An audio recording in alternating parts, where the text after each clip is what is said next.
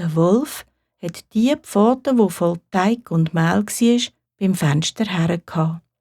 Die Geissli haben gesehen, dass sie weiss ist.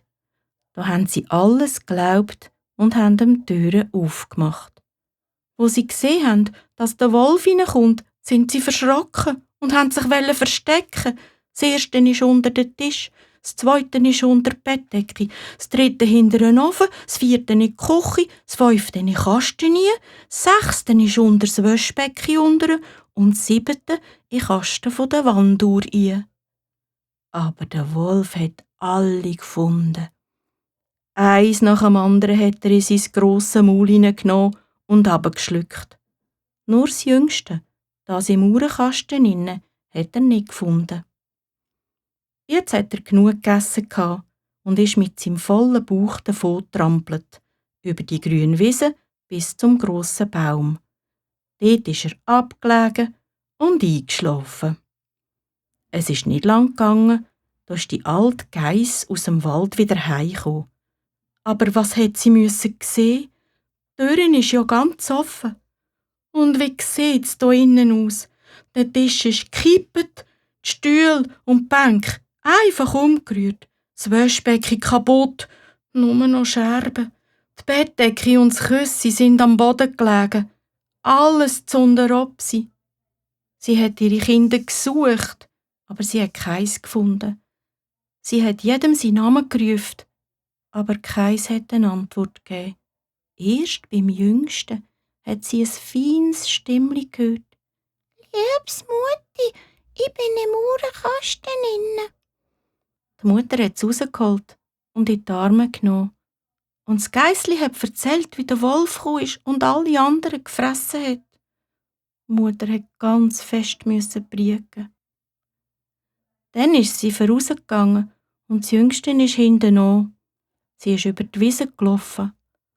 Da hat sie beim grossen Baum den Wolf gesehen, im Schatten liegen. Er hat geschnarchelt, dass die Äste zittert haben. Von allen Seiten haben sie ihn angeschaut und plötzlich hat die Mutter gesehen, dass in dem vollen Bauch innen etwas zappelt und sich bewegt. «Ach du mein Gott, sind auch meine Kinder hier innen noch am Leben?» Das Jüngste musste schnell ins Haus eine Schere, eine Nadel und einen Faden holen. Die Mutter hat dem Wolf den riesigen Bauch aufgeschnitten und schon nach dem ersten Schnitt hat das Geissli den Kopf rausgestreckt. Wo sie weitergeschnitten hat, ist eins nach dem anderen rausgekommen. Sie sind nicht einmal verletzt gsi. Der Wolf hat sie so gierig verschlungen, dass er sie grad ganz abgeschluckt hat. Ist das eine Freude gsi? Sie haben die Mutter umarmt und sind umgehüpft, wie an einem Hochzeitsfest. Aber die Mutter hat gesagt, «Still, geht schnell und sucht grosse Bollensteine. Wir wollen dem bösen Tier den Bauch füllen, solange es noch schläft.» Die Geissli sind gegangen und haben ganz viele schwere Steine hergetragen. Die haben sie dem Wolf in den Bauch hineingelegt und die Mutter hat, so schnell es gegangen ist, wieder zugenäht. Der Wolf hat nicht einmal etwas gemerkt. Als er endlich wieder verwacht ist, hat er ganz fest Durst gehabt. Er wollte zum Brunnen laufen, aber da hat sie in seinem Bauch gerumpelt. Die Steine hat es hin und her gerüttelt und sie sind aneinander geputscht.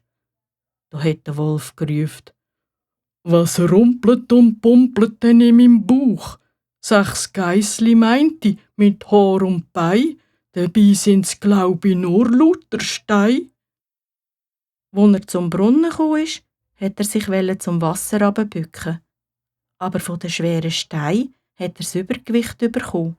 Er ist reingefallen und vertrunken. Wo die Geissli das gesehen haben, sind sie zu springen gekommen und haben gerufen, «Der Wolf ist tot! Der Wolf ist tot!» Und vor lauter Freude sind sie mit der Mutter zusammen um den Brunnen herumgetanzt.